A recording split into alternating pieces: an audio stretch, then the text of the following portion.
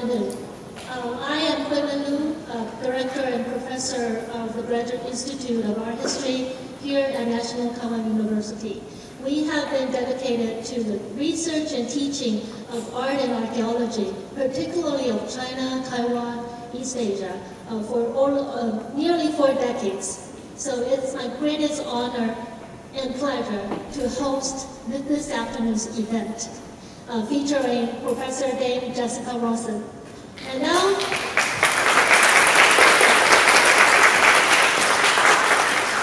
first, let's watch a short video prepared by the Tom Price Foundation.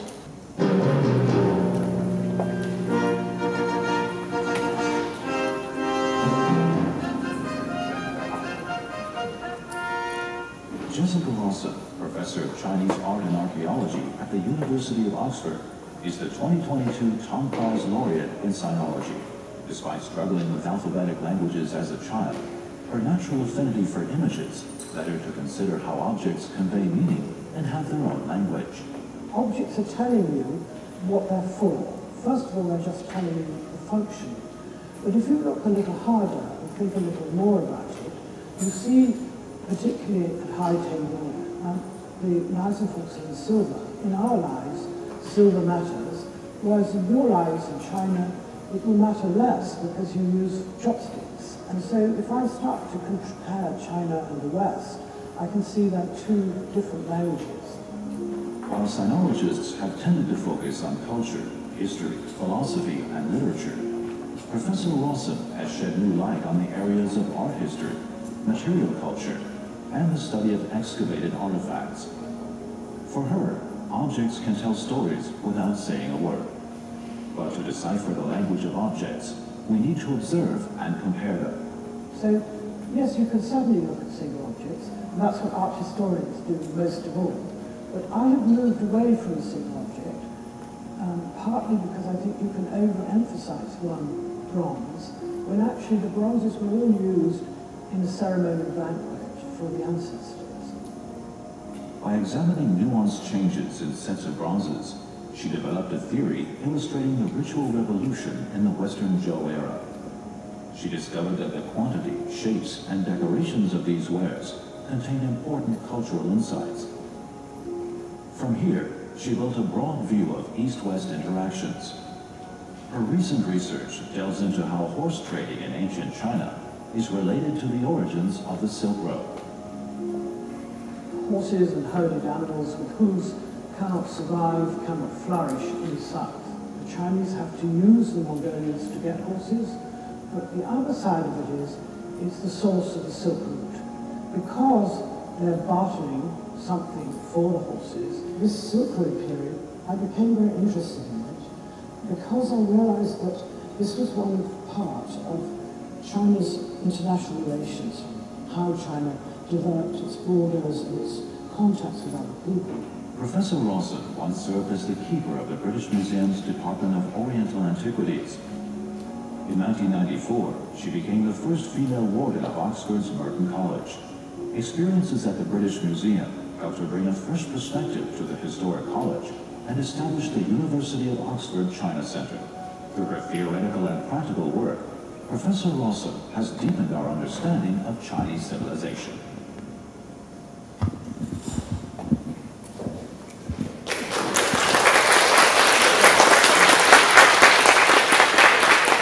On behalf of the Graduate Institute of Art History, I would like to extend a warmest welcome to Professor Jessica Rawson to the NTU campus and to congratulate her on receiving the Tom Prize again.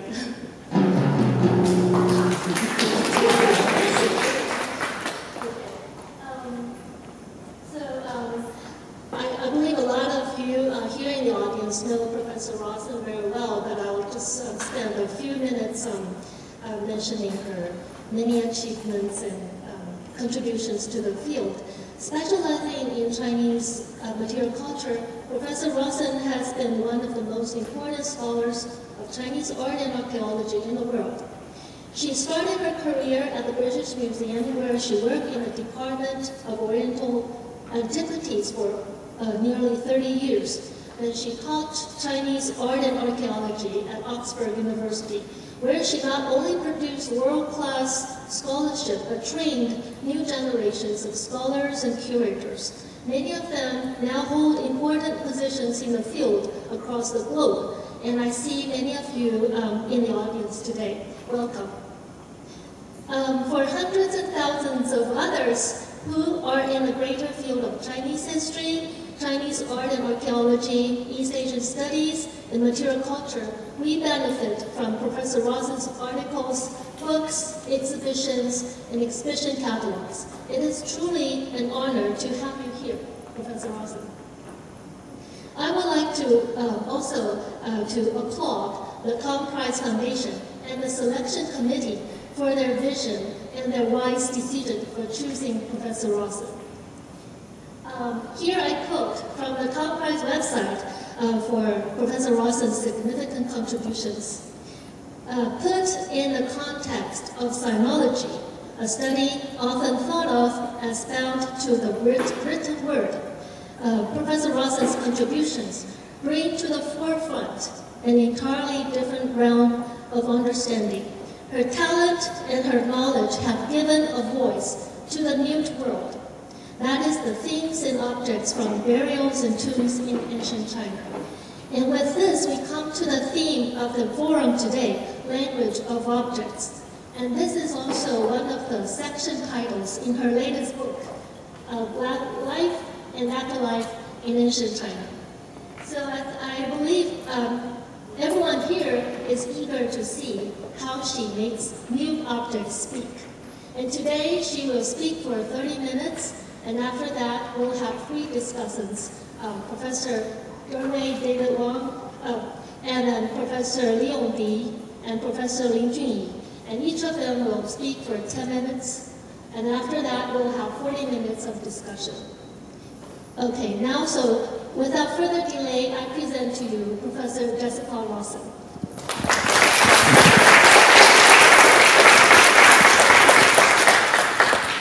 Thank you very much. It's a great honor to be in Taiwan and also to meet so many important scholars from all over Taiwan and, of course, to see my former students again. One danger in studying China is you live in a European and Western world where China is greatly underestimated and rarely understood. And I think what I most would like to say, not to talk too much about the language of objects, but to say it is most important to recognize that China has a different system of looking at both the world and at objects, but of course in the words and the objects that they use. One danger for China has been to try to follow too closely what I regard as a Western system of the history of art or the history of literature, and it's more important to recognize that the foundations of China are very, very different from those of Europe. And it's a quite unusual situation that, for instance, the mainland spends a lot of time trying to prove their culture is 5,000 years old. It doesn't need to bother. It is more than 5,000 years old, and I don't know why they spend so much time worrying about it. It's quite clear that it's quite as old as ancient Egypt or ancient Mesopotamia.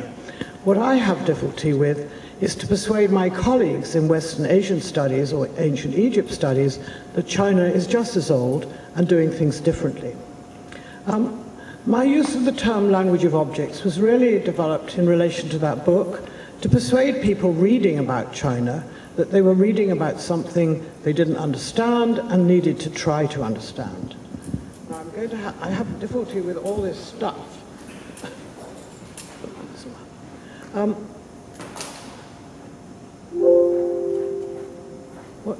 It should go forward. Yes, this is it. I show you a piece of natural history, first of all, just from an English book, as it happens, because I want to say that in the natural world, absolutely everybody in the past and today is perfectly able to discriminate between 2 types of leaf or 2 types of fruit.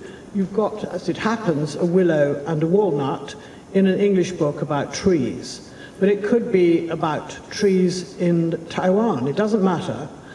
In the ancient Paleolithic period or the Neolithic period, even in the 19th century, every single person could use their eyes to tell tree leaves apart. And the fact that we as art historians or archaeologists talk about what we see is simply to specify one aspect of visual skill that absolutely everybody has. The problem for absolutely everybody is they don't bring it into their consciousness. They do it by, when you go to the market to buy tomatoes, you know what tomatoes are looking like. And you're brought up to know what tomatoes look like. So this is a skill absolutely everybody has, and they don't, on the whole, bring it to their heads. But if they did, if I took you all to the market, every single one of you could identify the tomato.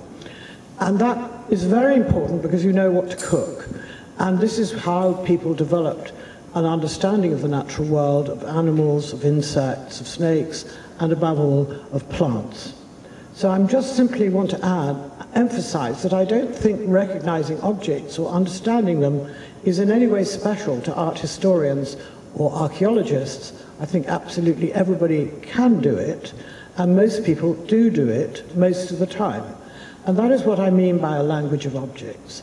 I mean the visual vocabulary that we all have that is automatic and unthought about. You all know that that's a stool. You all know that that's a camera. These things come automatically with your existence in this culture.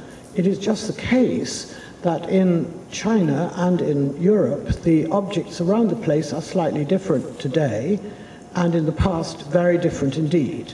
So it's that difference that I think is important, and it's important, I hope, to realize that absolutely everybody has this language of objects, but most people can't articulate it in words. And what art historians and archaeologists do is to use words to describe what they're looking at.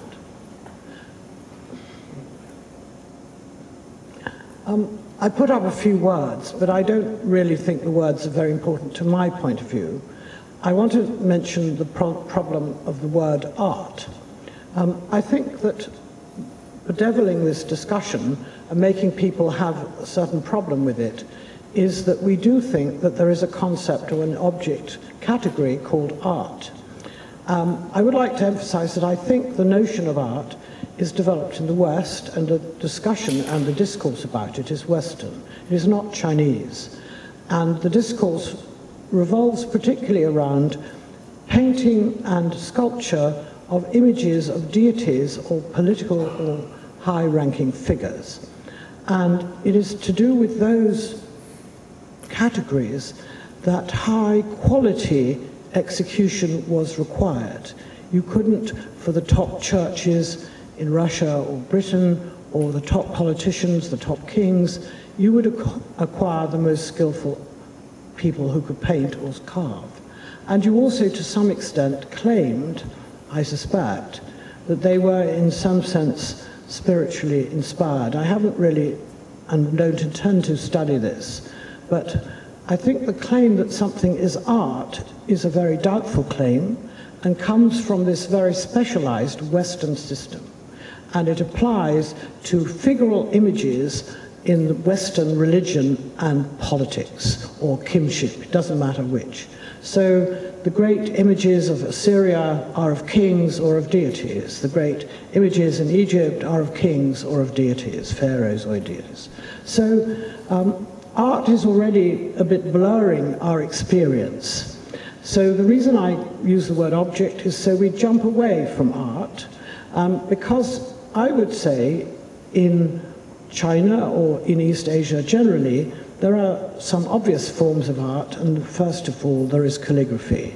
And that is an expression or skill of an individual, and there is definitely judgment about who is good or who is not so good at different periods. And then there is forms of painting that descend from it. So if I was going to find art in the Far East, I would look there, and then I would look at its later history and why some things are art and some things are not. But one thing I would not do is start to claim that Chinese bronzes were art. Because in that sense, of the Western sense, they are not.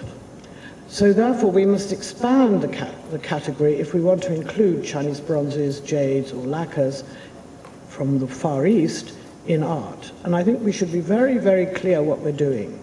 We are taking a huge skill that is not present in the West.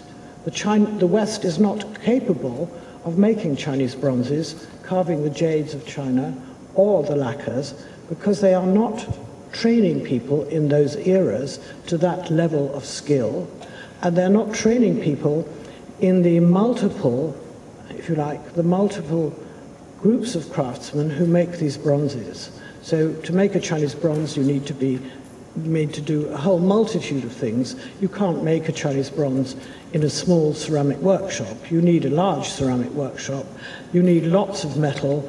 Most of the metal will be coming from somewhere far away, and you need to understand the complex of alloying. So it's a highly skilled craft, and if we want to call it art, we have to expand the category of art. I would be very happy to expand it, but I think we would be wrong if we recognize all products as art without thinking what we're doing.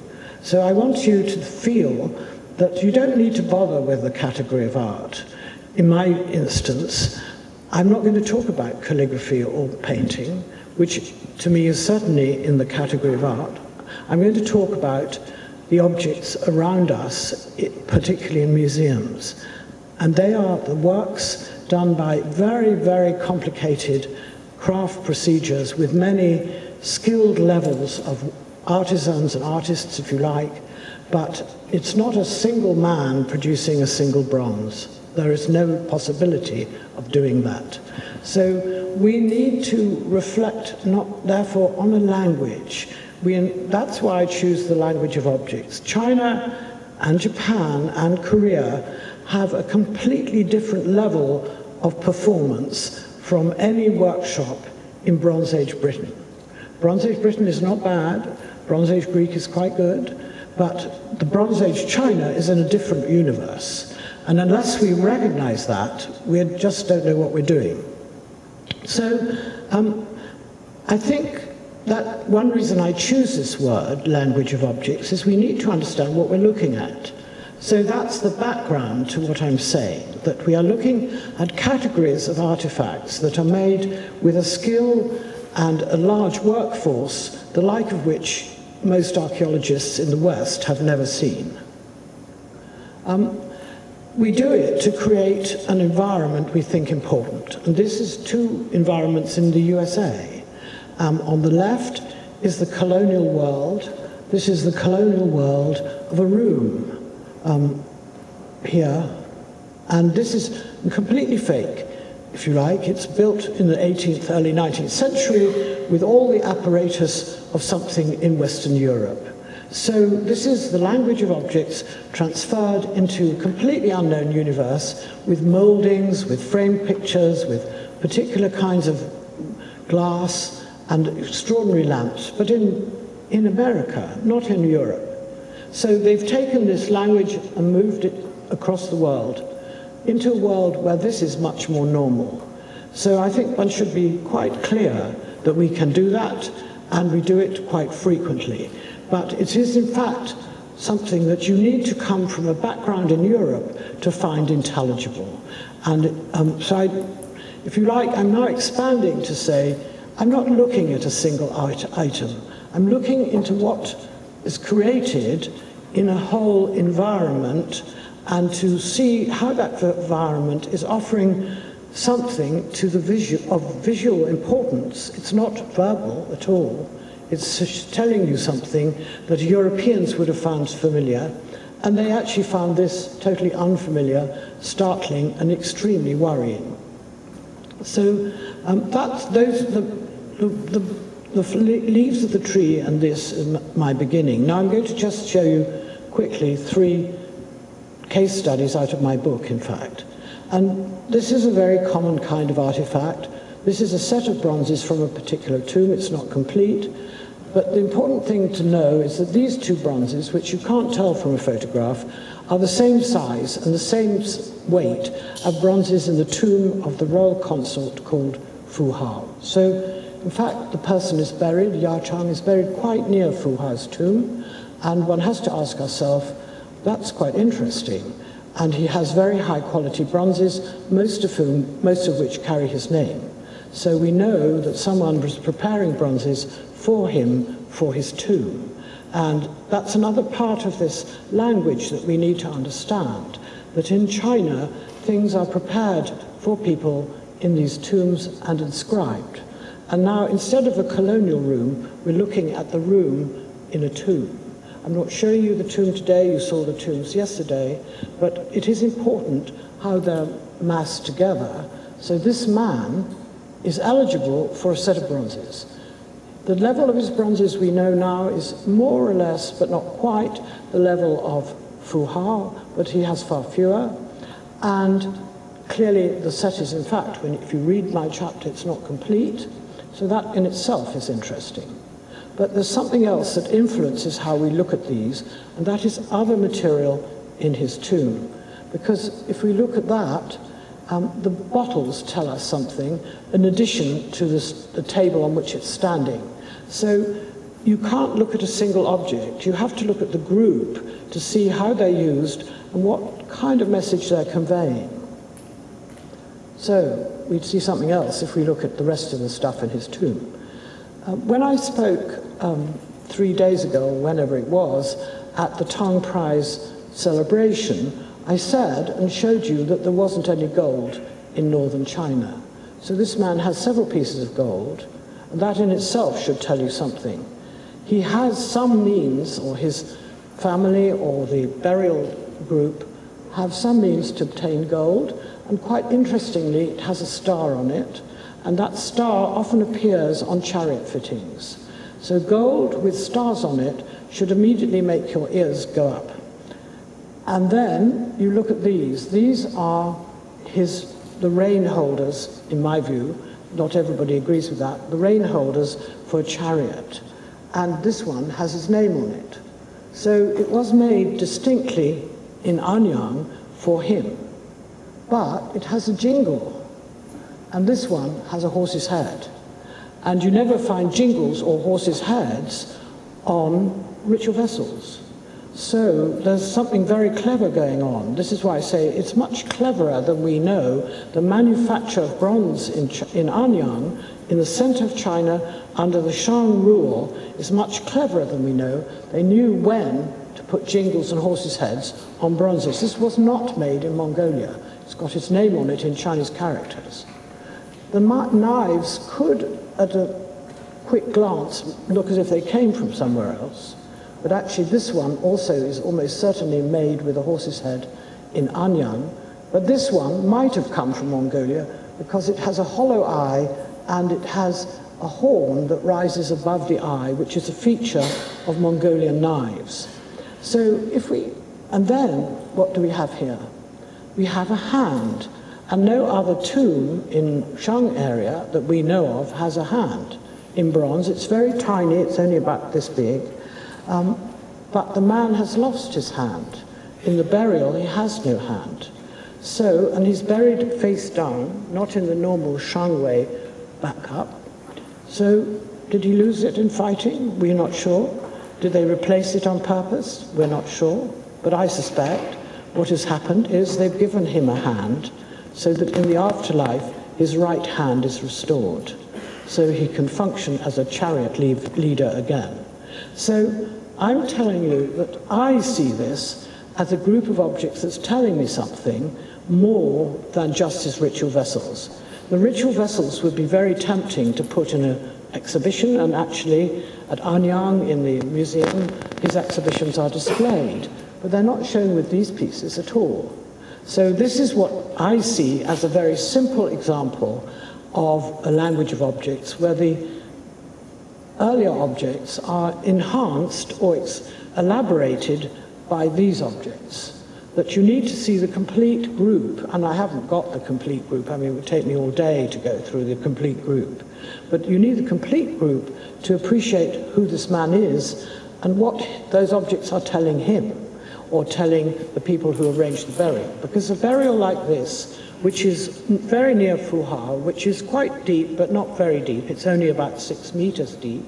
That's nothing to the 15 meters of a royal tomb. And it's very near the temples and palace buildings that they assume were on the platforms here. This looks as if they're a defensive group to defend these buildings in the afterlife, because there are also chariot burials there. There are at least 3, and one was excavated very carefully by Shi Zhengwu in the 30s, anyway, before the Second World War. So this I regard as a very clear example where we should look at the whole group, and we are seeing a conveying of information and interest and something about the man, something about his background, something about how the burials are performed. We're seeing that all. Now, if we go to jades, we're in a much harder and more difficult area. This is Liangzhu, and this is a tomb here where you get an axe, many beadisks, many axes, and these are tsung. So, and they're almost impossible for us to interpret. We're looking at something we don't know. We're looking at something where there is no language, where there's no written instruction on how to make a burial. We have burials. We have quite a lot of burials. We have a vast heap of jades, but we don't know what it's about, really. However, you can start to think about it if you want. And here we have these tsung with these faces. And the faces clearly are part of a quite complicated image. So if you have this jade, which is a large jade from tomb M12 from Fanshan, you get both the complete image and the abbreviated image. So it helps to have both. So we're looking at, so this jade is telling us quite a lot about this jade. It's also from that tomb. And here we have an axe also with the full image. So we do at least need the full image. We can't manage without the full image. And the full image is saying, well, think about it. This is what we liked. We believe in this. And it also, if we go back a bit, if we look here, if you go the whole of this area from Sidon down to Liangzhu, all this area has these jades, and that suggests we're looking at something that is shared by a very large group of people. So this set of objects is telling us that not only that there's some religious or spiritual belief, but it's also showing us that it's shared here. But we're in a much more difficult area than we are with the bronzes, because we have almost no writing, and we have centuries of misunderstanding to deal with. So this is a recipe for disaster. This is how you get lost. So if you follow this, and when I was first at the British Museum, this is what they all told me, this is what the books told me, this they said was the language of these objects. Well, we all know it's incorrect.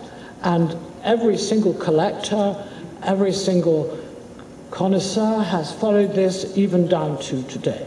So please just remember, it was only written in, say, the 3rd or 5th, 3rd, 4th century BC, edited in the Han Dynasty, and distributed everywhere. However, don't bother with it. So, how do we deal with this at all?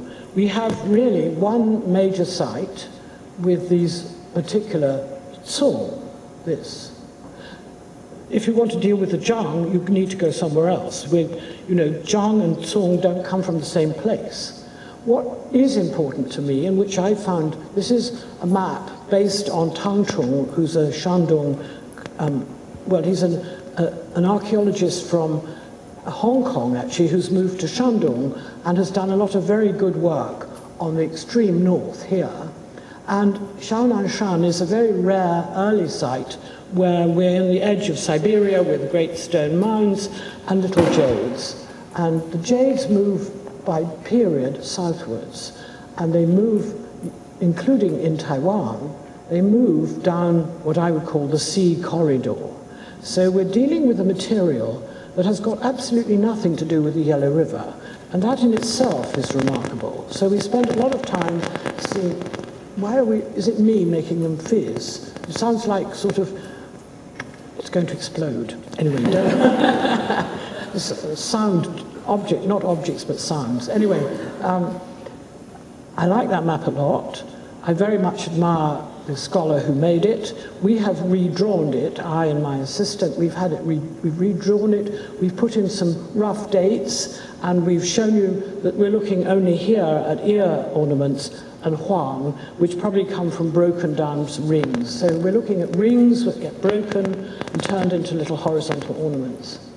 If you look at the Zong, and Huang Mei in the south of Taiwan is a big leader, I think, in this. The Zong are dispersed up the rivers over time, and these are copies. They're not originals, they're copies.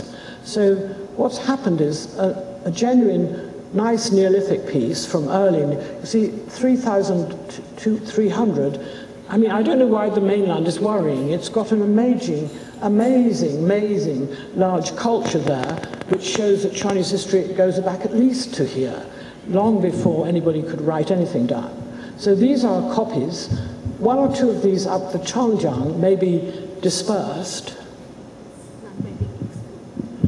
I'm not terribly worried if it fizzes, as long as it doesn't blow up. But what I want to say about jade is that it has this enormous ability to travel, and as it travels, it gets new meanings. So every culture, every group of people who takes it, puts it in their own language of objects. And now you need to think about that, so that when you're in this wonderful building, which reminds me very much of a Western building in Oxford, in fact, it's carrying a different meaning. It's telling me in particular, that it was built here before the main Chinese building rush, built by the Japanese. So that the language of the building is itself based on the Roman buildings and their copies in Palladian architecture. And so I show you a few more jades, just to show that things travel and get dispersed, acquire new meanings all the time. So here we have a jade from the far north, from Liaoning, and here are copies found in the tomb of Fu Hao. So I can't believe she knew anything about the Hongshan culture in Liaoning, and she will have seen them, this flat one and this rounded one. Did she see them as related? Did she see them as separate? Did she think them as old? So we just don't know what she thought, but this is a good illustration of how the meaning will change in a new context. And then here are some more jades. These are head ornaments. This is a little carving of the Qing period. And by that time, jade has acquired a completely new set of associations. So when I talk about a language of objects, I can also be talking about association. What do people who have these objects in their own day, what do they think? How do they associate ideas, beliefs, possession, rejection? How do they link that to these objects? Because we link it, we do. It's just that we do it differently from time to time and place to place. And then I come to my third item, which is Sansing Dui, which is very much at the top of architectural discussion at present, and I haven't a clue what it means. But Sansing Dui, as I hope you all know, is in the Sichuan Basin, and it's contemporary with the late Shang and early Zhou. But it's clearly a different gang of people who have completely different ideas. So, and again, once more, we don't know what they think, but we clearly know that they do something. So there's a lot of action going on in this place. Unlike the jades, where we are not sure what they do, here we can see a bit what they do. So this must be fitted onto something like a tree or a column with these holes. They've been fitted onto something. They've also imitated wood carving. So these are cut, these are lines that could be cut more easily into wood than you make them in bronze. And here, there's a little hole. This seems to give away that they drilled into wood and then cut a mouth in the predecessors of these figures. So we don't know how long they were, but it seems very likely that this was an area with a lot of wood carving, whereas Shang culture at Anyang was an area with a lot of ceramics. So we're in a very different area, and we even have local gold. This is gold from Jingsha, and it comes from this area on the edge of the Tibetan plateau. The gold does. So gold has a completely different set of associations from gold in Anyang. Gold in Anyang is associated with the north, with horses and with charioteers. Gold here is relatively local, and it's possible that the communication up here was to the north. We don't know. This may have been for an elephant tusk, and we have a picture of elephants here. This is a kind of subdued form of an elephant, but this is probably the trunk. There should be little tusks in here, and it's been given wings and a tail, and then it's got sort of knobbly feet like an elephant. And then we've got a picture of some sort of activity. This is a drawing of this piece. This is the picture taken by a student of mine in the museum, and this is a drawing out of the archaeological report. So in Sansingdui, we can see some degree of action, and we can see that these bronzes were part of a ceremony or reproduction of a ceremony that took place in the area. So when the information from the jades and the information from these Sansingdui bronzes, in both cases no written evidence at all, is quite different. And in that's the sense in which I believe they have some sort of language we can read through the objects. The Shang area is easier to read because we know much more about the Shang, but we still have to read the objects to learn more. We cannot rely simply on the oracle bone texts, and here we don't have a text. And here we have some jades also from Jinsha and Sansingdui. This is a jang, this is the red jang in that piece of Zhou, and here is a reproduction of one, and we can see from a tiny wee bronze how they may have been carried in a ceremony. So actually the Sansingdui have a bit more information than we have from Liangzhu, and we are reading it a little bit better than we can read Liangzhu. But we aren't reading it very well, and what hardly anybody ever mentions is that these things are foreign. These are foreign to the area.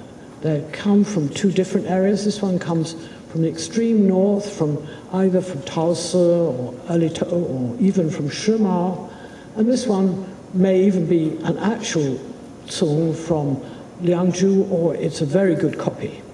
So here we see, and absolutely essential in China, is this transfer of jade around the whole area.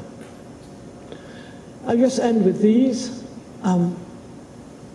These tell us something. This one is from Baoji. This one is from, that's a drawing of the one in Yarchang's tomb at Anyang, and this one is from, on the left, is from Sansingdui. So we have three identical vessels. It's tempting to say we know what they are, but we don't really. They're belonging, in each case, to a language which is better understood if we see the whole context from the tomb. And this is a much later piece than this one. This may be, these two may be contemporary, but the proportions are different. The detail is quite different. The detail of the Taoqi faces is completely different. And if you had them in the same museum, you would spend time saying they were different. So they're definitely telling us something different. This one is telling us really that, except it's a bit odd, it has a double inscription in the lip. It should be under the foot if it's anywhere. And this one is a sort of copy, but it isn't being used in a set. This one is being used in some sort of set. This one is a singleton by itself. And in Sansingdui, you only have two categories of these vessels. So again, by putting them together, saying they're the same type, we are actually looking at three items that occupy positions in different languages. They're the same item. It's like, if you like, taking something from China and putting it into Europe. That's what's happened over there. So you could put Chinese decoration into Europe. You might put chopsticks. You can put chopsticks into Europe. So we do it all the time, and the object gets changed in its meaning and its use by being moved. So the only reason I use this concept of language is it makes it easier for me to say, why do I think this is happening, or what do I see happening, what's going on at this time, and why are these bronzes, which we almost tempted to see going together, aren't the same at all. They belong to different people with different object languages. So that's the end of it. Thank you.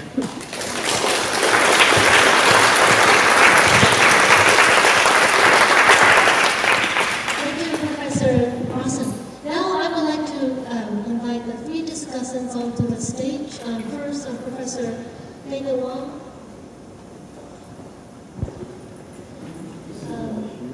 You know, you can sit there, it's all right. They decided I would sit better on this white chair than on the brown chair, so it's another language of objects. Is professor at the Department of East Asian Languages and Civilizations in Comparative Literature at Harvard University. And he himself is a decorated and very achieved scholar in modern Chinese literature. So we're very honored to have him here with us today. And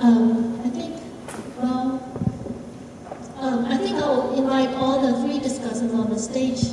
And then, yes, and the next one is Professor Leo B. He is he now teaches at the University of Chicago. He is,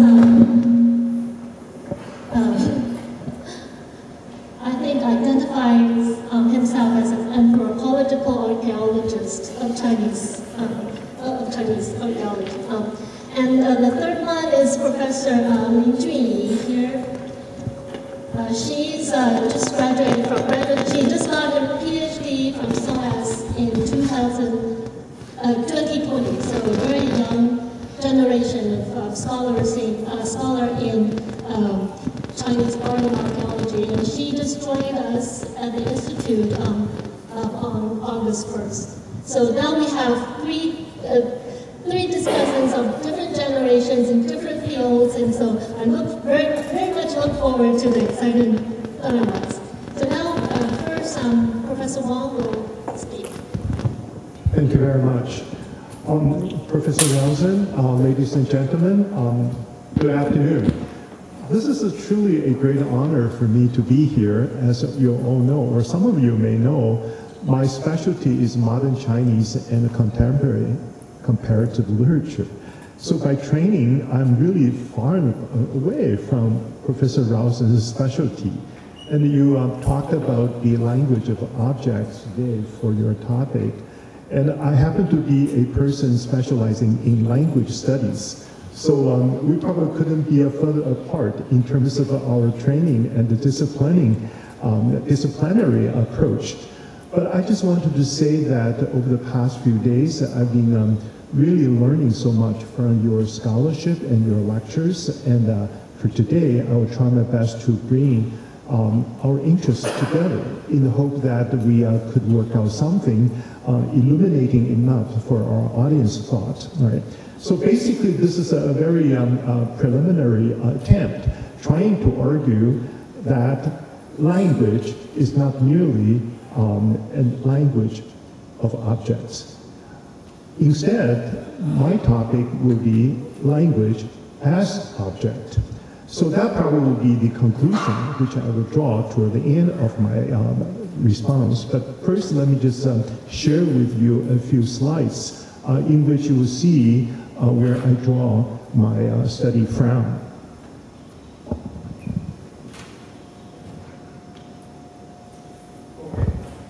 For those who are familiar with Chinese etymology, you probably could tell what I'm doing here. When we're talking about objects in English, of course, this is the major topic of Professor Rawson's scholarship. But our Chinese translation tends to be wu, right? This is on the far left side, the jiagu and the wu, and several other variations over the period of time. But actually, we know a translation is always a kind of a conceptual and linguistic transaction. So wu in Chinese can also be interpreted as a matter, as material, right? As things particularly. In other words, we are actually trying to gauge the similarities and differences in meaning when we are putting the Chinese language and the English language, in this particular case, wu and object next to each other. But from the Chinese perspective, probably we can say that the Chinese concept of a wu or object may take us to a very different domain in which we explore or even open up further horizons in our research on the theme studies or object studies, as Professor Rawson is engaged with. So here, to begin with, some of you probably know wu, whichever type you want to pick for your reference on the Chinese characters part. On the left side, this is two particles. On the left side, that's a mu, right? That's a kind of graphic representation of ox, mule, or cow, if you will. On the right side, some of my colleagues in Chinese linguistics and philology will know wu refers to a multitude of things, myriad, wan wu de wu. So here, put together, this particular Chinese character, wu, or in English, object, refers to millions of things we are coming to terms with in our daily contact or in our, say, experience in this world. So wan wu, myriad things. And then along that line, throughout the history of Chinese civilization and thought, there are so many references, so many sort of associations and combinations of wu with other references, or if you will, objects. Making things equal, qi wu, the transformation of things, wu hua, being moved by things, gan wu, giving forms to things, ti wu, following things, sui wu, local things, feng wu, and so on and so forth. We can go on probably with dozens of Chinese phrases with wu as our central concern. But here, I just wanted to say what I have learned from Professor Rawson's lecture, that is this particular wu, as she has pointed out, shouldn't be limited or even abstracted in terms of ideological manipulation into some kind of streamlined discourse, particularly highbrow kind of ideological philosophical discourse. Instead, we should actually go down to the everyday life, to the existence of human contacts with various objects around us. That happens to be very Chinese. Let me say this, Professor Rawson. I feel this is marvelous. I mean, you took a different approach, but you somehow help illuminate something we as Chinese tend to overlook. That is, when we are coming to terms with this object, we actually are enlivening. We are enlivening, or we are actually enacting that which is supposed to be mute or silenced. In our Chinese conceptual genealogy, we always are emphasizing the other side, the lively side, the animate side of the wu.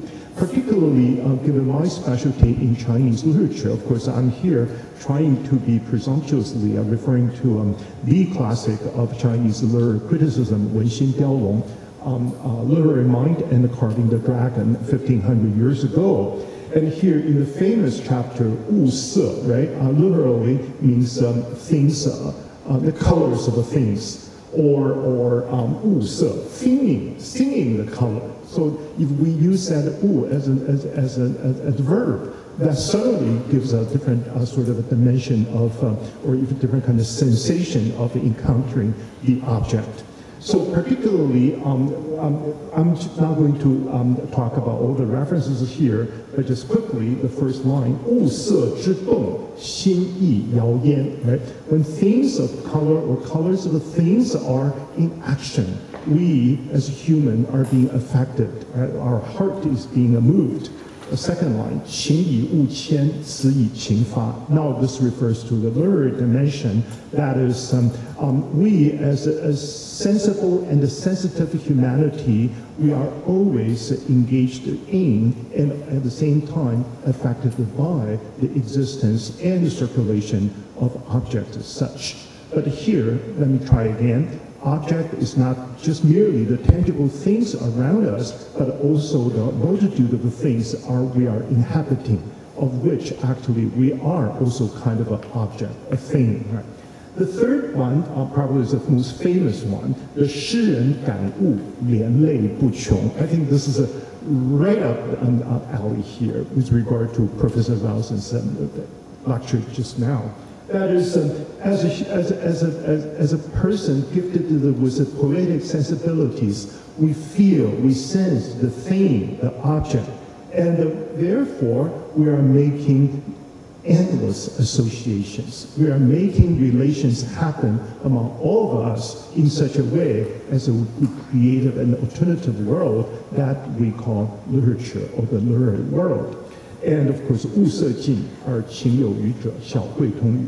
When we are at the end of this whole process of thinning the colors of the things, and we now are relishing the residue of our emotional agitations. And that is something we as literature people are good at. So here I see a great dialogue here between Professor Rawson's scholarship and some kind of literary discourse which was penned by Liu Xie 1,500 years ago. So there is a lot of intriguing sort of dialogue between antiquity and the contemporaneity. That's probably my first point. My second point has to do with something extremely up to date. Now we are coming to the here and now that in Anglo-American academia right now, theme studies is really the hottest discipline. And then I don't know whether Yongbi has the same kind of a dilemma in dealing with your students. The students came to us and say, 王老师，我要做一个物的研究, theme studies. What is it? Okay, we want to do Levi Bryant, the democracy of objects, Timothy Morton's hyperobjects, philosophy and ecology after the end of the world, and so on and so forth. So this is amazing. So suddenly I found myself trapped in this post-human world, also a multitude of objects. But here, particularly not just the objects like Professor Rawson was dealing with. And now my challenge is that my students force me to study hyperobjects. What are the hyperobjects? The particles in the atmosphere, the virus, whatever kind of things, visible and invisible, minute and large, and whatever you call it. I mean, all sort of filling us in this particular world we are living together with. So here, of course, this ultimate demonstration of the current thing study is the so-called triple O theory, right? I mean, we've heard of the 007, never heard of the triple O, right?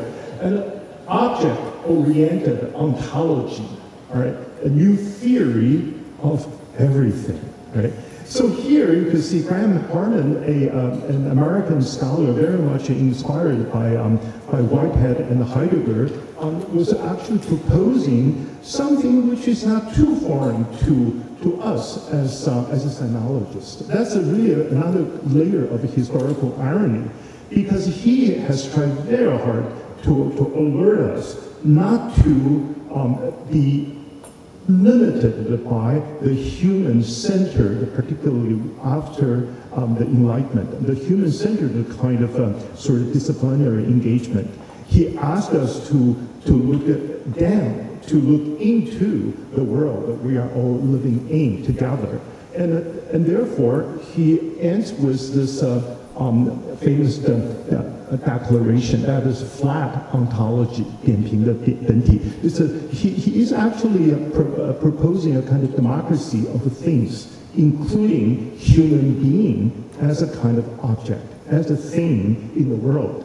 So here, I quote, nothing exists more than others. Objects are dynamic systems that relate to the world under conditions of operational closure. Human subjects themselves are simply one variant of objects. All right? So this is something extremely, say, trendy, right? All my students are good at it, and Yongdi is amused by this. But you can imagine my life, right? Everything is struggling to figure out what the students are up to.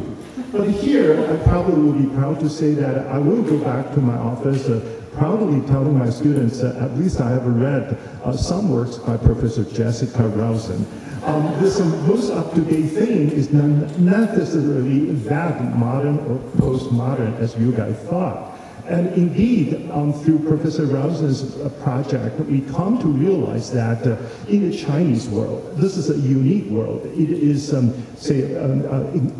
endowed with its own kind of value system in a very, correlative sort of systematic way. All different kind of meanings are being organized together to foster a kind of civilization.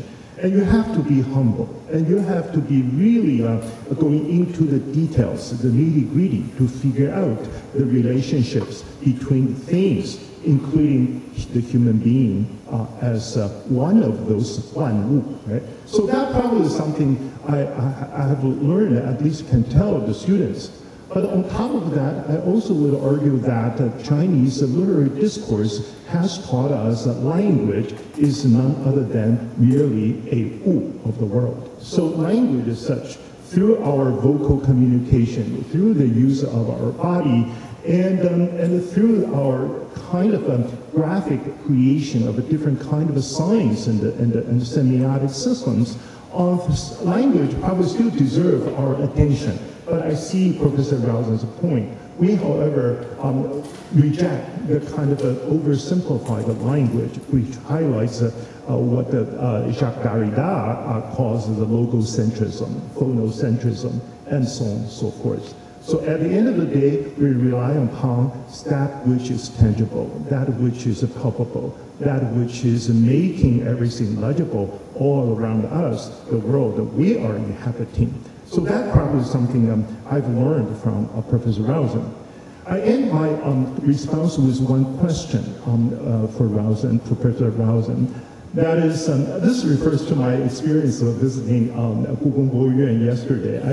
I had the honor to be able to take a look at the recent exhibition of calligraphy.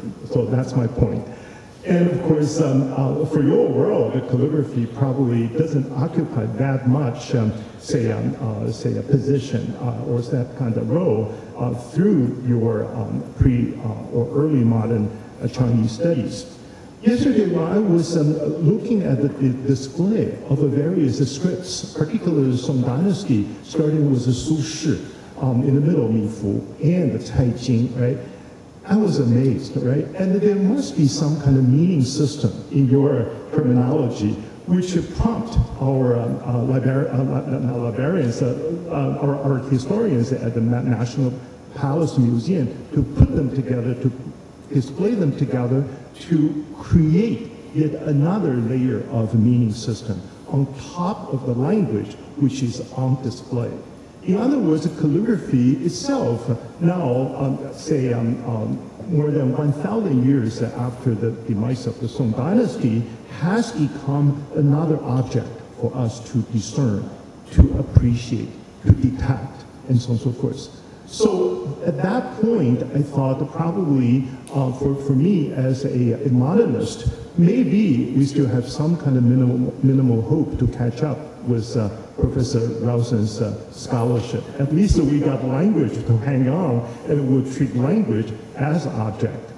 But then I couldn't help wondering, that is, Professor Rawson specializes in tombs, the excavations of ancient burial grounds and the sites and so on and so forth.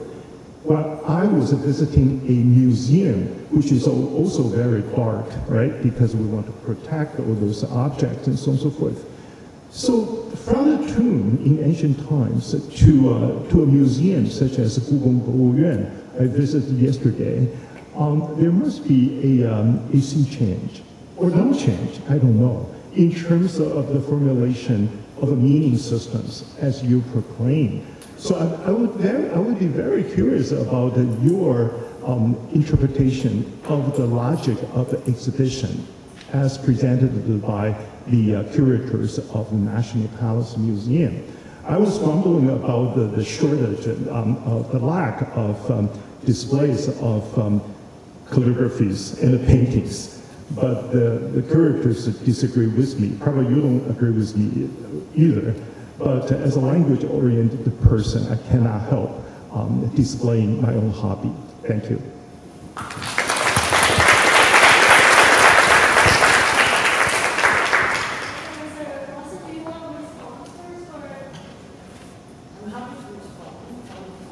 Very briefly, I think that's wonderful. Please can I have the slides immediately? And the text you showed, I have in fact read.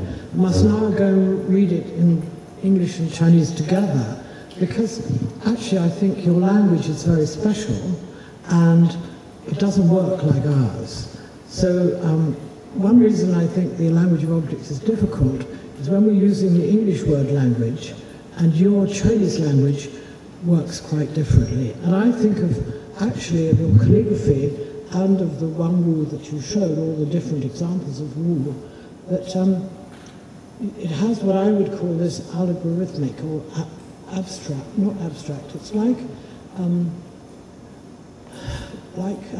a sort of mathematical combinations. You combine your characters as I would expect to see numbers combined, and I think your language works like that and has actually a more object-sensitive kind of format. And I would actually see your characters as objects that move around, and you can move around them in space. You can put them in lines, you can put them vertically, or you can put them in patterns. And one of the attractions of characters to me has been this multiple dimensional form that one can take. I'm interested by, I was going to read this book by this man, Graham Harris, so it'd probably give me a headache. But I very much enjoy your talk, and actually it gives me courage to say that I quite like the language of objects when seen alongside your language of characters. I think the language of words in English and the language of characters in Chinese are two slightly different things, and one of the aspects of Chinese culture that is not understood in the West is the flexibility of your character system. And people often say, oh, well, it's holding China back, or it makes China very difficult. I just say it's one of the best in the world. It has an enormous life, and actually, though I don't look much at it, the oracle bones can be read now as they were in the past. So I think everything you say I agree with, and I think it shows that the languages of words or characters and the language of objects have much more in common than if you're dealing with our inflected language. I think the inflected language requires a given relationship within the structure of the sentence that is much less demanding, or can be manipulated differently when used in characters. So, but in all cases, I think we're getting, we're acting as a recipient, but actually I agree with you, we're actually part of the dialogue, we're a thing as much as the chariot is. I think we'll continue with Professor Lee, and then we can come back to some of the exciting, stimulating questions that David Wong, Professor Wong raised. Please.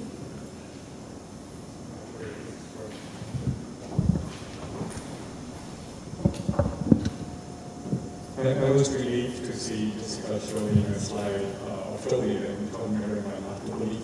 And that's what I preach in my classes too. And being in these Asian languages and civilizations, I'm the person teaching students not to read the text. That's kind of sort of an ironic position.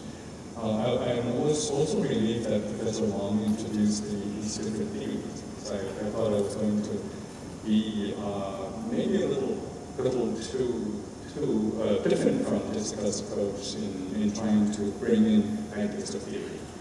But I think Professor Wong's theory is even much higher in the kind of level I'm interested in. And I was introduced as the anthropological archaeologist. I feel I have pitched myself against art history long enough, so many times, now that I'm seen as the other side of the discipline. And I got this sort of remarks from students saying I'm even anti-art history, which I'm not. But I guess I'll read from the text I have prepared, just in case I don't miss anything. It's an honor and an extreme daunting task to serve as the discussant of Jessica's talks, which is based on her new book, Life and Afterlife in Ancient China. I say daunting because the book is monumental. It's over 500 pages. It covers, also in terms of geographic and temporal span, and the data and topics covered, and in terms of the scholarly achievement. While the book is divided into 12 main chapters, each seemingly focusing on one tomb, but the actual content of each chapter is much more encompassing. And each chapter attempts not only to answer questions about one single tomb, but to explore the cultural, historical, geographic, and regional connections that can be made by studying closely the archaeologically excavated tombs. As the title of today's forum indicates, Professor Rawson is showing us that only through careful investigations of the objects, not just individual objects, but groups and sets of objects, can we begin to understand the civilization of ancient China that is mostly preserved underground in the form of tombs and tomb furnishings. With the scope of the book, temporally ranging from late Neolithic to the first emperor of Qin, geographically from the Eurasian steppe to the marshland of southern China, and materially from jade to bronze to gold and to horses, it's simply impossible for me to quibble over the data and details, since I do not possess the same breadth of knowledge as Jessica, if I may. Thus, what Jessica has accomplished and demonstrated amply in the book, in all of her research, is that while we need to pay close attention to the individual archaeological finds, it is the big picture, the connections, that is the most important. We need to study the trees, even the leaves of the trees, but we should never forget about the forest, and especially the landscape where the forest is. The topic of today's forum is the language of objects, and being an anthropologist or archaeologist in the social sciences, I would say that this is also the topic that is most essential in archaeology. As Jessica has explained, the objects themselves are only the first level of information we receive for study. We need to move beyond it and explore further, in Jessica's term, the language or the dialogue embedded in the objects.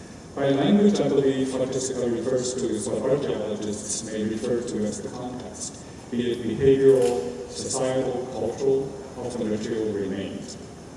But instead of using the dry and predefined academic jargons, by using the metaphor of the language of objects, Jessica has presented a much more direct and intimate discourse to engage the audience and the reader in. The examples Jessica gave, that as children we are not only taught the language for verbal communication, we are also taught the language of objects, for instance, the language of chopsticks and ramen, versus the language of forks and knives and steaks.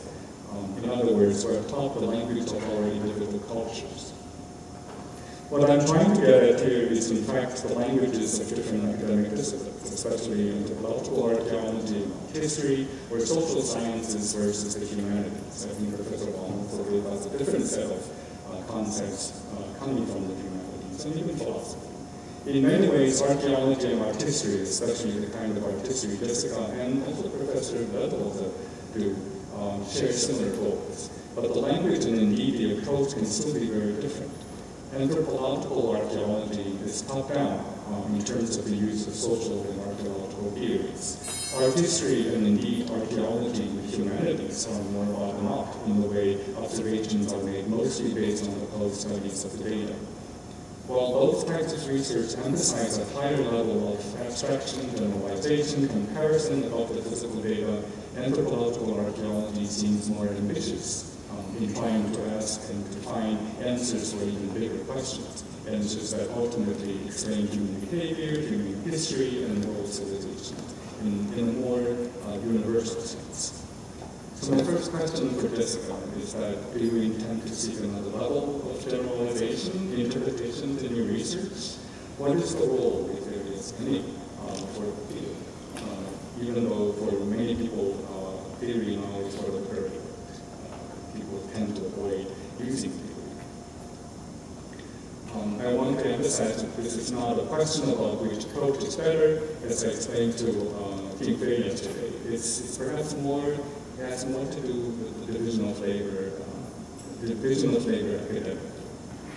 The second question is also about the context of research or scholarship. As I mentioned to Jessica last night, I see a lot of parallels between the scholarship of Jessica and that of Professor Nettles. Here I'm mostly referring to 10,000 Things by Nettles as I used the book when I prepared the course, and we went over some of the discussion topics covered in the book. Both Jessica and Nettles intend to construct a bigger picture of Chinese art, Chinese archaeology, and Chinese civilizations. Both display tremendous respect for and great devotions to the study of ancient China. At the same time, however, to me, both seem to display some form of tension and even anxiety towards the research topic. Tension between the East and the West, which Jessica also brought up in the introduction, or China versus Europe, and anxiety, perhaps more in the case of Nettles, in feeling the need to defend the existence of the study of ancient China. I bring this up because I feel there's a very different kind of sentiment in the scholarship of Casey Gunn, who a professor at Harvard. Casey, even though he was facing the same kind of resistance and sometimes doubt towards the study of ancient China, Casey in a way was unapologetic. He's trying to, I guess for lack of a better word, unapologetic, but he was trying to use the Chinese data to correct or even to amend social theories generated in the West based on data coming from, say, West Asia or from Europe. Again, I'm not preferring one approach over another, as I feel in many ways scholars in the following generations don't seem to have the same kind of anxiety, mostly thanks to scholars like Jessica and others, for the trailblazing projects to overturn this kind of biases. So I'm wondering what were the kinds of societal and perhaps cultural background for the kind of reactions I'm describing here. Even we may agree or disagree with the observations I've made, but what are the kinds of backgrounds in this kind of tradition? I have a third question, but I may see if there's enough time to break this up, but I want to move forward with this section.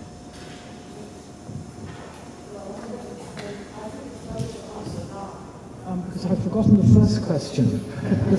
What is the first question? What's the role of fear? And the second question is that what you see my sense of tension. Yeah.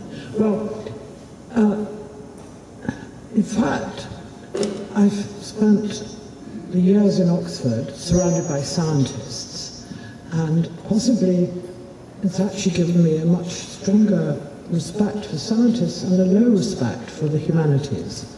And the social sciences come somewhere in between. And I think I find it easier to relate to Professor Wong's talk and his humanities approach than I would to a theoretical social science, because I have worked a lot with the archaeologists in Oxford, but all their theories have dropped by the wayside. They don't last. So I actually now think that I oscillate between the humanities and the real sciences, the natural sciences. And I'm skipping social science because, partly because, actually that's where the tension was greatest. They have often dropped scorn in my direction and scorn at China. And I don't think that either have been deserved. That I actually think that it's very hard to think of a theory like the RNA type, that, you know, how is DNA and RNA related? That kind of thing doesn't get into social science.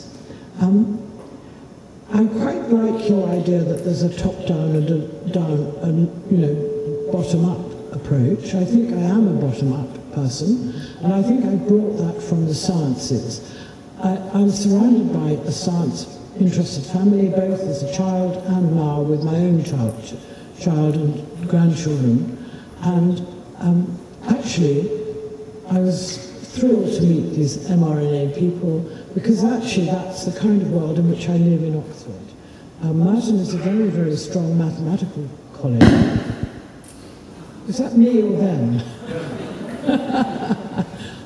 So I'm not sure I shall reach theory. What I'm trying to do, and this is where the tension is relevant, I do think when I here in Taiwan, or even in the PRC, you're totally confident in what you're doing. You're totally confident in your culture, in your language, and in your food, and in whatever. And when I'm in England or in America, I'm faced by a dichotomy which I don't want to know about, that the West and the East have nothing in common, and I do actually think both the Americans and the Europeans do not understand China at all. I think the media, the politicians, and the officials are rubbish. They really don't know anything. And so there is a tension, but the attention I'm addressing, I think, is not the one about social science. It is a tension that is political, and in which, because as a very senior figure in Britain, in fact, especially while I was head of Merton, and Oxford is very much a centre in the political scene, I'm very conscious of it. Now I'm retired, I see it from outside, but I think that is the tension that I'm concerned about. And in some ways to address it from bottom up is to say, look, here it is, and this is what's happening. And I think that the failure to understand the dominance of the family in the Far East, it's not just in China, in Japan and Korea as well, the failure to recognize that as the structure of society is why we do not understand the politics. And until that is and I don't think there are, many sinologists will agree with me. It's not that I'm saying something they don't, Western sinology, but I think that is the one thing that is never addressed and is never talked about, and that is why we have really dangerous politics. I'm not even sure that the Chinese in the PRC understand the structure of Western society, and they don't understand the idea that you could have a community of approximate equals. I don't know if they understand that or not, but because of that dichotomy, and therefore if I had a theory, it is that we need to remember that behind all objects, behind all artifacts, is an implicit theory, and that is never stated. So actually you see it day to day. Someone will say to me, I'm sorry, I'm not coming to your lecture tomorrow because I've got my daughter's high school. And the people next door to me in Harrington will say, well, we'll all have a group party in the village. We all live in almost like a village. So those two things are immediate evidence. And if I think there's a theory that needs addressing, it is from the objects we make and build, the buildings we build, the politics we make, there is in fact behind it a social theory. And so if I have a top-down, it is there's a social theory, but I haven't been, one danger I see with my book, to be strongly honest, is that it doesn't show this theory strongly enough. It's stated several times, in fact, but I would like my friends in England to see that there is a social theory, and that we aren't, in fact, without theory. We all have theories, and you have one theory, I have another one. But we're quite careful not to put it on the table. And so that, don't you think that's the case? And I think, therefore, I'm saying, you say, and I love it, that there's this language through which one can understand things, and I say, look at all these objects and you can understand what's happening, but we aren't really telling you what it's about. So I do have a theory, and that is my theory, but taking the scientists around me, the natural scientists, I've gone for the bottom up. I'm not sure about John Guangzhou. I think he was very confident and he knew what he was saying, and I respect that. But I respect Chinese scholars enormously. They have been my friends, my mentors, and my companions in visiting China. Without them, I couldn't understand it. So that's my answer to your two questions. We can talk about the third one later. Professor Lin.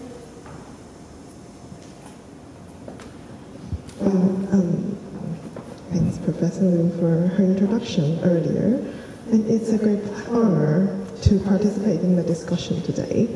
Professor Rawson's research has a great influence on people's understanding of Chinese art and archaeology, including mine.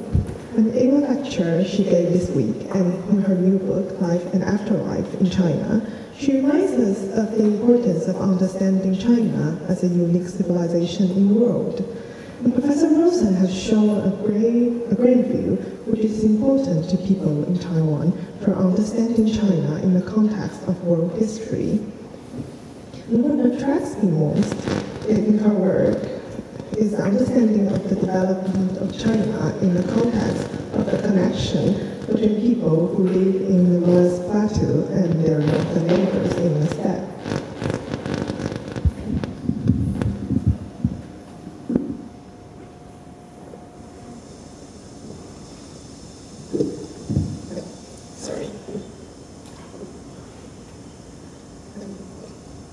This area is relatively unknown in Taiwan, and by revealing these connections, the lecture and book shed new light on how to evaluate China to people in Taiwan.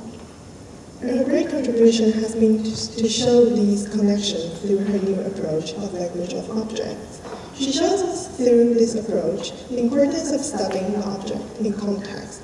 And the objects we see today were used as a set in ancient China, so they should be studied as a set. And she has also said that the two themselves need more attention. And although my own research focuses on the period between the Han and Tang dynasties, which is much later than the period covered in the talk and the book, I'm inspired by these ideas of the language of objects. And the metaphor helps us to think more deeply when we observe objects. Apart from studying objects, as I said, other parallels between the study of objects and languages also help us to think more deeply. For example, languages are deeply rooted in the natural environment of the speakers. And we should pay more attention to the links between the objects and people and the natural environment. And Professor Rawson has shown us the impact of the natural environment on the way the Shan people build their tomb. For example, in addition, languages and objects were created by human beings for describing and for communicating their understanding of the universe. And with language, when these objects become part of the culture, they themselves partly determine our understanding of the culture. And different groups of people favor different materials. For example, the people in the steppe favor gold, while gold play a minor role in the lives of their neighbors in the Loess Plateau. And when objects enter a new culture, they are reinterpreted and translated, so their value and meaning may change, though this is not inevitable. And my first question is related to the metaphor of a language of objects, and it's about forever. Professor Rawson, I had the privilege of speaking with you yesterday on this, and I'm interested in hearing further from you and how you thought about the issue. And when you use the metaphor of language, do you imply that there could be a grammar of language of objects? And Professor Lee, you mentioned you also would be interested in this question, and thank you for letting me ask this question, I'm very gracious. I'm aware that it's quite a technical question, but I'm really very interested in what you thought, Professor Rawson. And the second question focuses more on observing the objects. A set of objects contain a lot of information, which is on different levels. For example, in my own research, when I observe a set of figurines, I might zoom out to look at the level of how the figurines were put in the tube. Or on the one level, I will take into account the whole inventory of the burial goods. And on the other level, I will look more into the structure of the tube itself. And doing this helps us to understand the function, the burial context itself, and the social context of the object. And I might also zoom in to observe a particular type of objects. And including how it developed and the technique of how it's made. At the beginning, when I was considering these different perspectives, I was overwhelmed by the great amount of information. So I drew the theory of the cultural transmission as an analytical framework. And I now feel that the approach you proposed of language of objects could also be a great help. So could you please maybe give us some suggestions on how to gather the information from different levels? That is from different observation perspective. When considering sets of objects and how this can help us more in interpreting them systematically. And I think this will be especially helpful to the young students who are just starting their research and will be benefit greatly from the work. And my final question is really related to the genders following the later text. In this case, you give us an example of Zhou. In the period I'm working on, there are lots of contemporary texts. And sometimes these texts help us to understand the objects, and sometimes they tell us a different story. So I would be very interested in your view on how to use text to help to understand objects without twisting the story of objects by telling. And sometimes some research objects are used to confirm what the text recorded or to refute what the text is recorded. And I think the potential of investigating objects is more than just that. So I'll be very interested in hearing more about your idea relating to how the study of object and text can combine. Thank you. Three questions. The first one is about grammar, and I replied to you yesterday saying that I think Chinese, seen by me, is more like an algebra or an algorithm than a sentence in English. And honestly, I find understanding your language, I mean, I can understand the 3 characters easily, or I can understand an archaeological report relatively easily. But if you give me a paragraph of literature, I'm really lost. And it's not that I can't understand it, but I can't configure how you interpret the relationships of different characters and their sentiments. So I would challenge you as to whether you understand my language when I'm in literary style. When I'm talking about a few facts, or you're reading an archaeological report in English, I think there's no problem. But once you're into Shakespeare or the Bible, I challenge you. And I think, therefore, we should be quite careful about saying that the grammar of the spoken language is even relevant. I think what is relevant in a spoken or written language is the history of the usage of particular phrases and particular combinations of particular words or adjectives.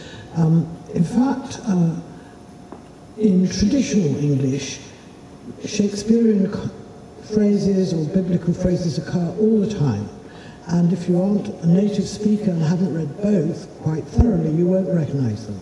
And I think the same is true if you transfer back to Chinese. So I don't think it's only the grammar that is relevant, it's also the whole structure. Now, I think the same is true of objects, that I mentioned the gold disc, and my sort of, if you like, my index of objects in my head tells me that if I want to understand the star on the gold disc, I need to go to chariot fittings.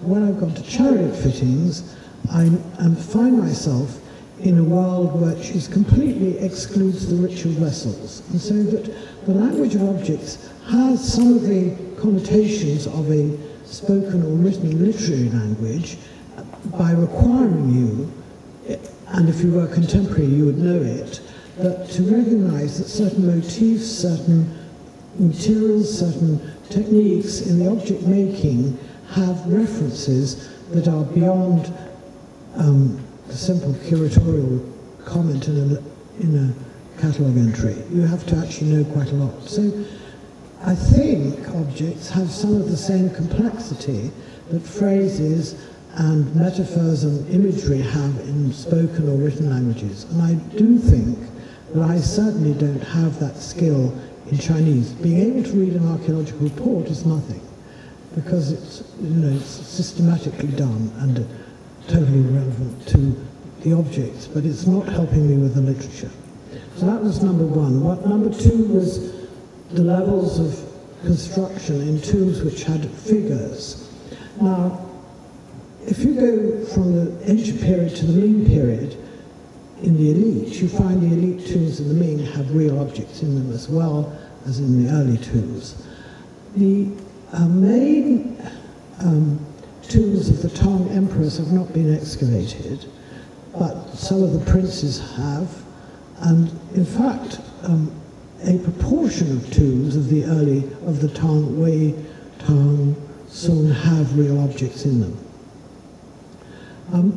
I think if one wants to understand how objects are used in those tombs, you have to start doing the sort of thing I did for the ancient tombs. You have to make lists and check out the relationships of objects and wall paintings, north and south. Again, you find the north is much more fertile than the south. South has very few great tombs.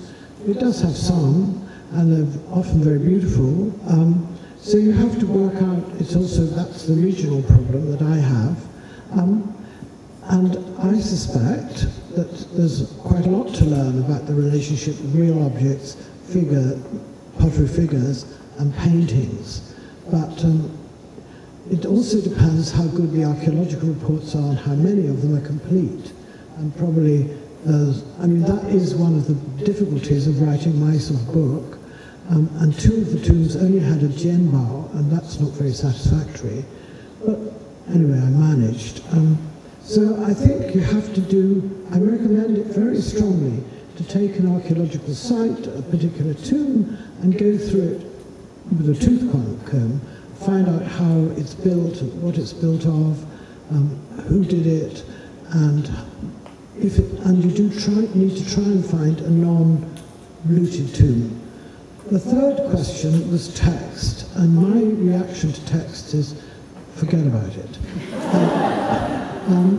It's worth looking at the Shiji for these early periods, and I would certainly recommend doing that. You certainly need to look at oracle bones and bronze inscriptions, but nobody tells you when writing about Chinese history of the Zhou period that you're dealing with warfare all the time. And those bronze inscriptions are not about lovely relationships between elites and the king. They're about the king recruiting this guy to help fight. And those gifts of all these chariot fittings are extremely telling. So I've read lots of books about ancient China where nobody ever discusses that these donations, these gift inscriptions are telling you that the Zhou king is in serious trouble and recruiting people, giving them very fancy chariots. So, this is a warfare time. You're dealing with Ukraine at the problem, and getting their gifts from the USA. The Zhou king is in serious trouble, and the gifts are a measure of the trouble.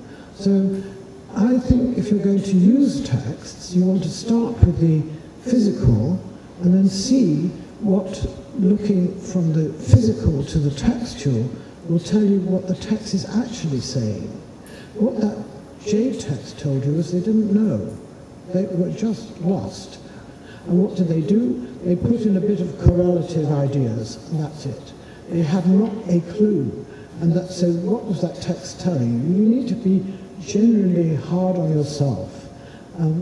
I don't think, I mean, I did originally think that Xunzi and also later texts about Chinese painting, you know, the painting texts, which tell you the topics of the paintings, would help me. I did have a phase with a student of mine called Shen Shui-man, another Taiwanese scholar, looking at them, but I decided I wasn't clever enough and the texts weren't going to help me enough. So I think what we heard from David was really most helpful. When you look at a text as a text, what it's telling you, then I think you get further. So the one rule idea is helping you because that's the structure of words. It's not a description of an object, and that's where I would go, how are the words put together. So that's all. Really interesting questions and responses. I think now we not only have this East versus West, we have text versus images or objects, and also I'm not even sure that what our idea of art history is. And also back to Professor Rawson's question, what is art, what should we study as an art object, what should we put in the art museum? I think that's also, questions that are raised from these discussions. And I think I should open to the floor, and then I believe there are a lot of questions. Please introduce yourself. Thank you. My name is George Yu. I'm a fan and student of Professor Rawson. I have a comment and a question.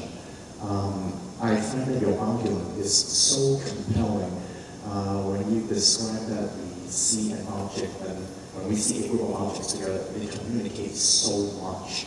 And I really appreciate you taking us away from the 1990s when we seem to be talking so much about the context of objects, which Professor Lee has also alluded to. I think that you deliberately move away from using that word context to the word language. It's because it seems to me that the word context is a little bit too passive when it is used to describe objects, whereas when we use the word language in describing objects, we give more agency to the objects themselves, and I think that is a very strong point. But then it is very interesting to listen to Professor Wang's comments about how all the literary people are now moving away from this idea of languages, because it seems that the word language is also quite limiting on how we understand the world. So it seems like, well, on the one hand, that we, from the art historian side, are trying to move away from just looking at objects as beautiful things and we're trying to think of it in different terms like languages. But then the language people are moving away from words and language and trying to move towards objects. So this is an interesting problem for me to come to. We're trying to wrestle in terms of where we are. And then Professor Lee makes a really interesting question about what is the next theory that we might concoct or think about.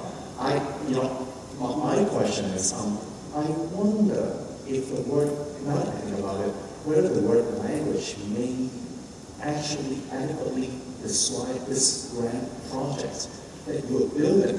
Because I wonder if you were to change the topic of your talk to the symphony of objects, how that might change our understanding of what you're trying to advocate. Because if you put two words together, they may not necessarily communicate additional meanings. But what you're suggesting very convincingly is that if you see London Bronx together with a Northern Tribe Bronx together, they mean a lot more things to us. So you're not only making these objects speak to us, you're actually making the objects sing to us. So,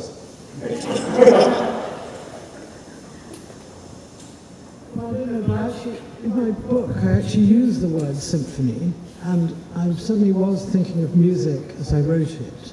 So I'm not actually going to be able to answer you, but during this months or year, 2 years in which I wrote the book, I was listening to a lot of music with a very wonderful conductor conducting the German Berlin Philharmonica. So I was in fact actually conscious that you can use music, and certain composers do use music to tell stories, though they often put words as well.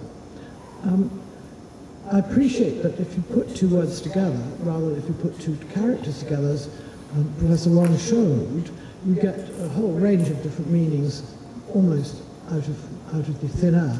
I'm not trying to go anywhere. I'm trying to say, here we are with this whole culture, with a wonderful civilization, and one way into it, but not the only way, is to look at its tombs, partly because in ancient China and down to today, the family and the concern for the dead members of the family is paramount.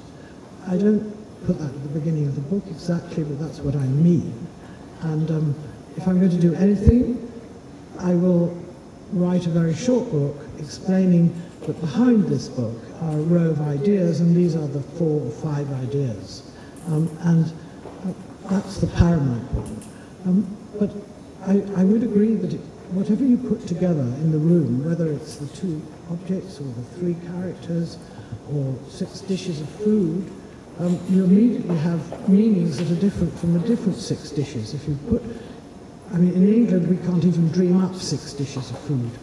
Chinese students, when you were all with me in England, used to tell me how boring our food was. So I have no answer to this. I certainly like the idea of symphony, and if you look through the whole text, you'll find 1 or 2 symphonies.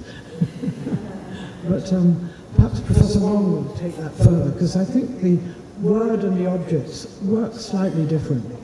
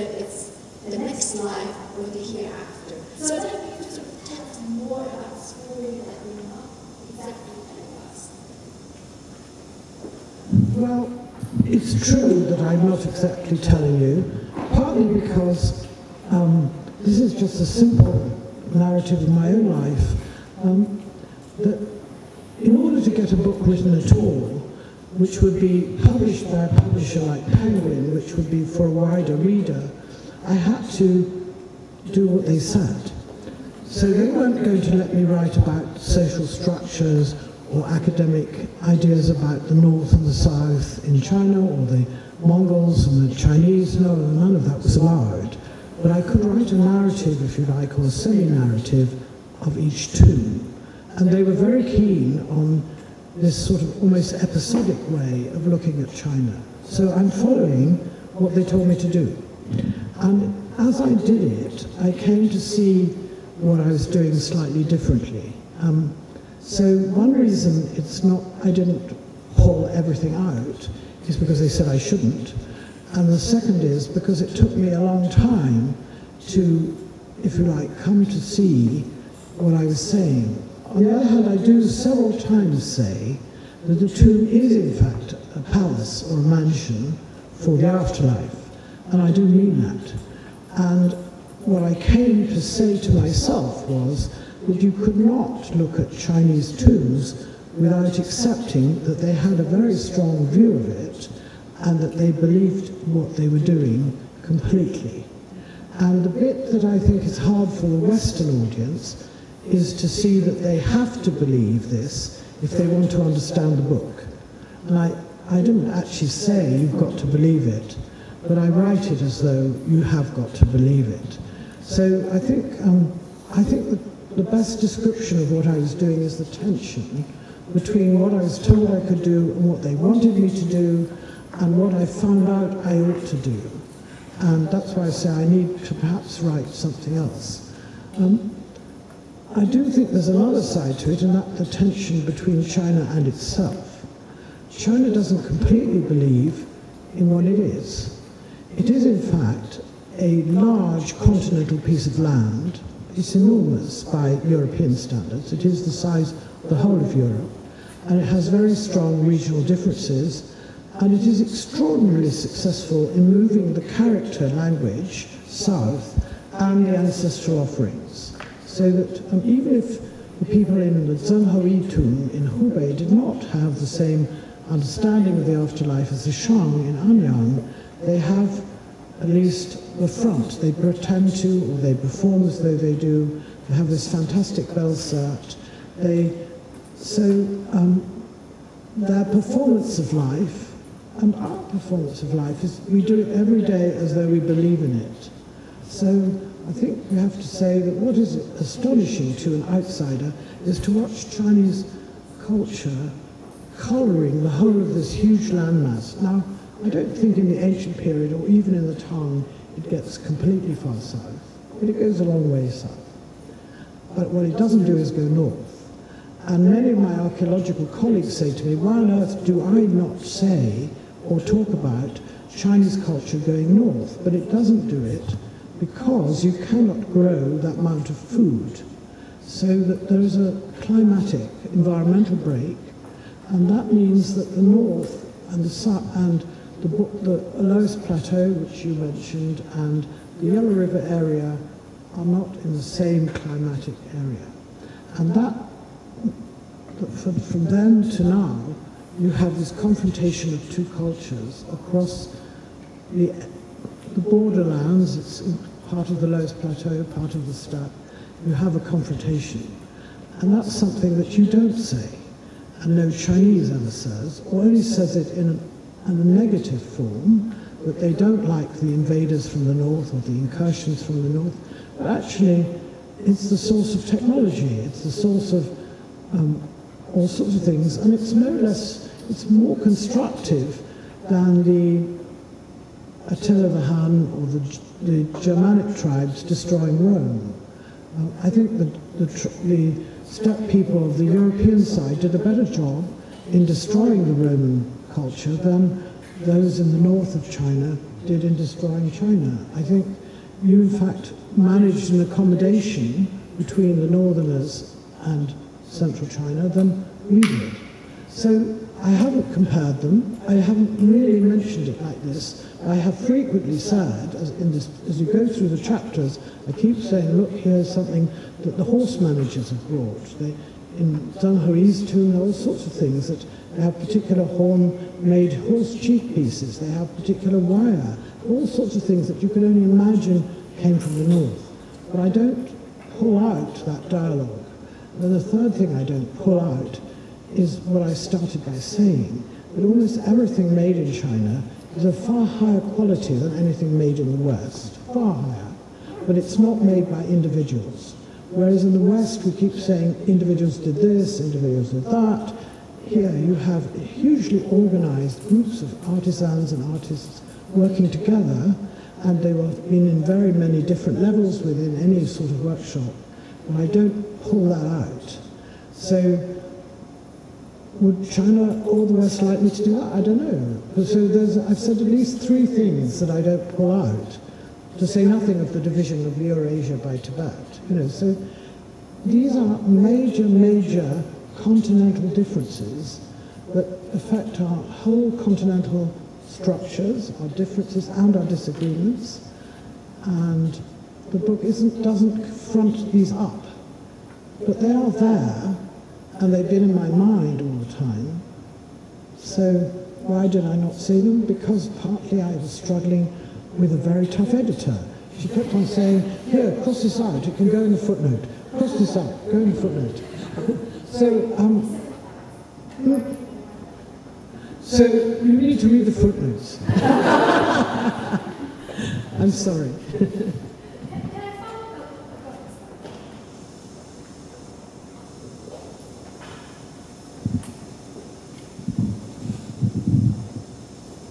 Thank you, Professor Rawson. I'm a PhD candidate from Columbia University, and I do Bronze Age China study. So I find your research very important and very informative to me. I have a question that's actually emerged during my writing of my dissertation, and I really would like to know what you think about this issue. Is that I think in our field we are encouraged to incorporate as much as data as possible because we don't have a lot to work with.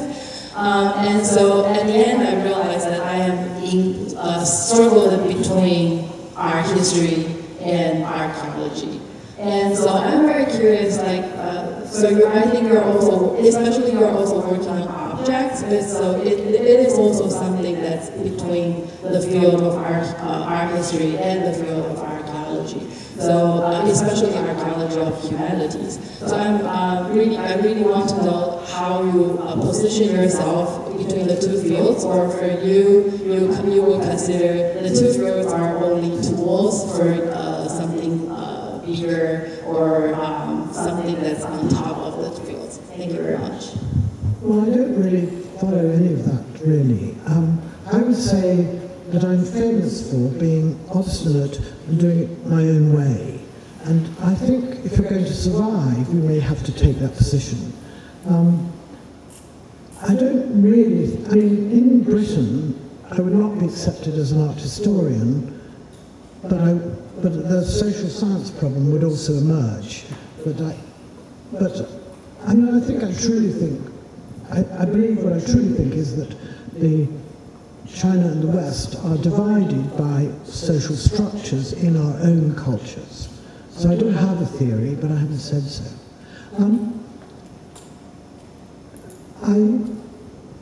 I actually don't think I'm terrifically like Lederose, except for one way, in which we both have a very clear sense that we must, and actually are able to, pick up an object and describe it pretty accurately. And I think that comes, from, in my case, from being a museum curator, and in his case, from being a student of calligraphy, where you need to understand the brushstrokes. So if I had any advice, first, if you want to study anything, you need to have very good eyesight, and you need to be able to articulate the eyesight. As I said with the book, I think everybody can identify trees or flowers or whatever. I mean, it's just that we don't bother to. I think the danger in ancient history is this textual problem.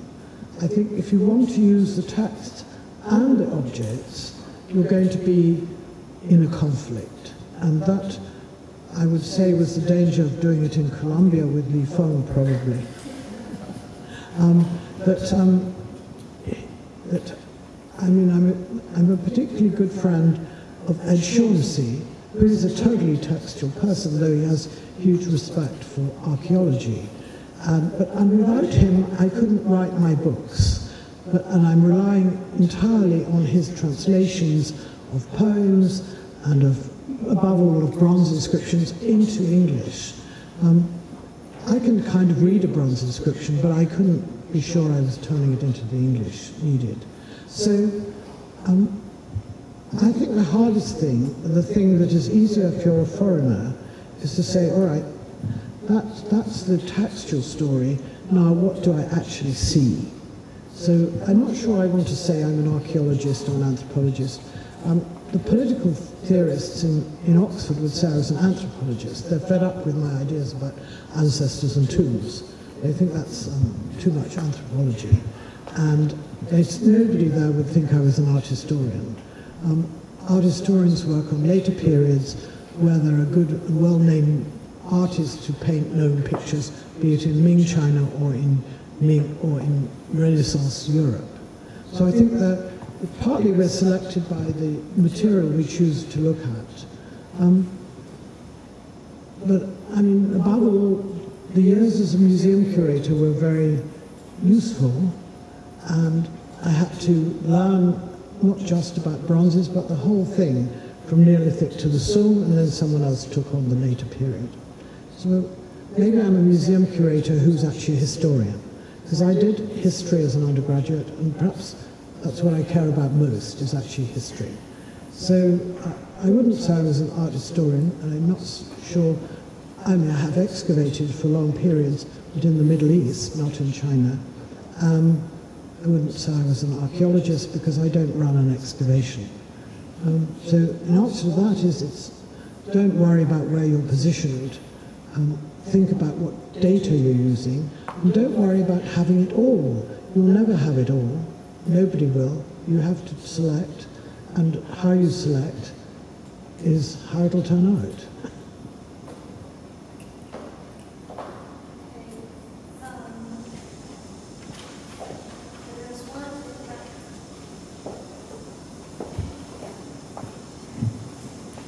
Greetings everyone, greetings Professor. Thank you for a lovely lecture. My name is Guo Xiaoyang, and I literally just started my master's in art history the coming semester, and I really have some questions to ask.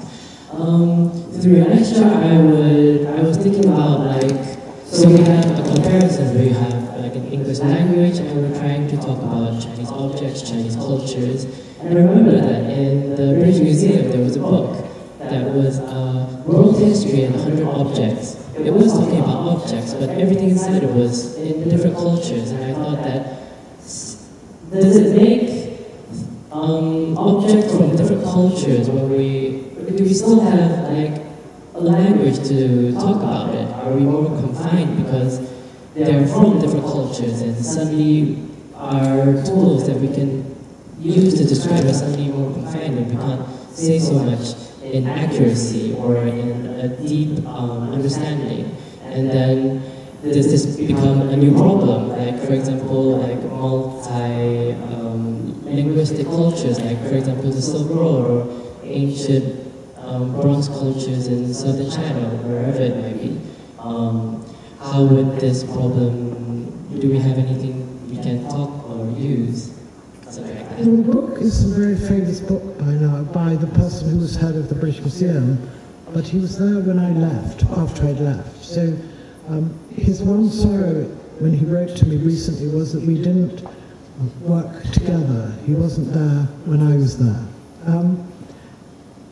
I think he's a very inspiring writer, and I was probably much influenced by his book, as many people are. But I think it tells you right away that each of us will do our things differently. And one danger about, or difficulty about being a student, is you have to do what your teachers suggest you should do. So, and it's going to take, it took me probably 20 years to get into a way of thinking that was my own. And I am being very brave or silly, I mean, to talk about China. I mean, China is a difficult topic for a foreigner, and a lot of the time there's a great deal of hostility if we as foreigners talk about China. So I think you should realize that I'm probably much more antagonistic or willing to take risks than you are. If you were taking risks, you'd be writing about Romanesque history, or Spanish wall painting. I don't know. I don't think any individual can adopt half a dozen different languages for half a dozen different cultures. And the book doesn't, that book you're talking about doesn't pretend to do that. What he does is actually simply use the views and statements by a number of authorities on each of the areas. So he's just got round it by clever wheeze. He's not doing anything very difficult, but the most important thing was he was being very original. He was going to show the world in objects, not in texts. He was doing a bit what I was doing, but in a big scope. And he's a tough, energetic, and very literary figure. His English is terrific, and he's an art historian of Italian painting, in fact. So he was taking those skills and judging all these objects by those skills. And you, when you've finished your training, will only be able to do what you have been taught to do. So it's a question of what you choose to do, and beyond your training, how you intend to develop the gymnastics of the mind. It's up to you. And I don't think there's any simple way. I like Josh's idea of a symphony, but you will see if you read my book, I've talked about this almost musical way in which designs of decoration are inverted, interacted, mirrored, and then dropped, if you like, so that you can make analogies with music or analogies with that language, but in the end you have to work out what suits you best. And I don't know, even now, what really suits me best, but I think I know why I'm doing what I do. And I did find looking at a whole tomb with its objects very revealing. I wish I'd cut down the number of objects I wrote about, but they wanted more. They kept on saying more, more. And I should have said, no, no, less, less. Thank you. I think we have time for one last question.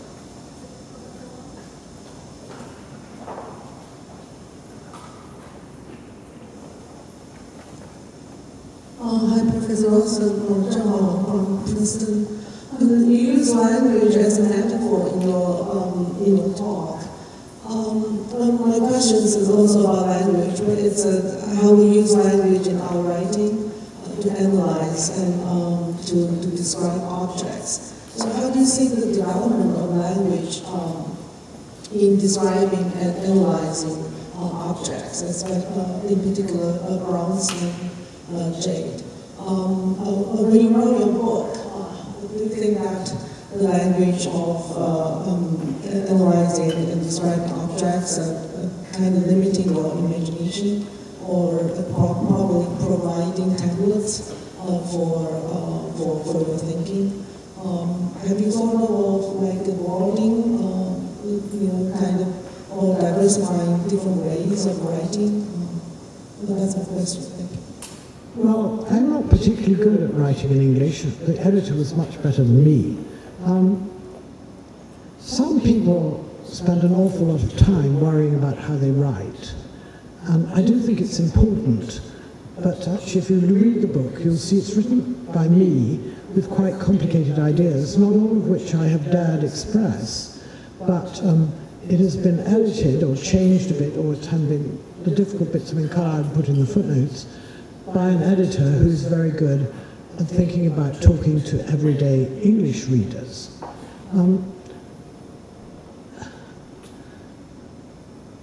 I do think, actually, going as far as I want to go is quite difficult. And I didn't do it all that much in the book. I mean, taking that, I don't think the editor would have stood for it if I'd sat there saying, well, the gold disc is important because there's no gold in northern China, and the star shape is only found on chariots, and that means we're looking at something with connections to the far north. So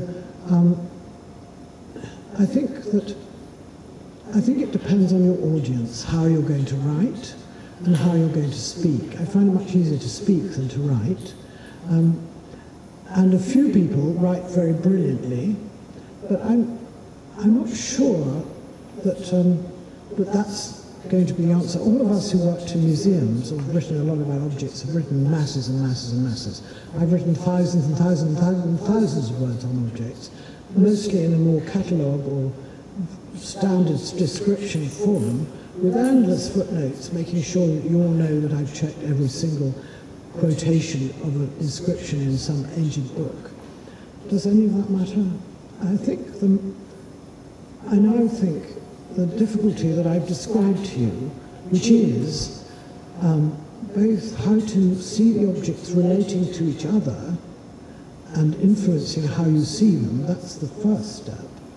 And the second step is how far to the theoretical position to go in explaining that these tombs are actually real life or afterlife palaces for ancestors of these individuals, or for these individuals to become ancestors of their descendants.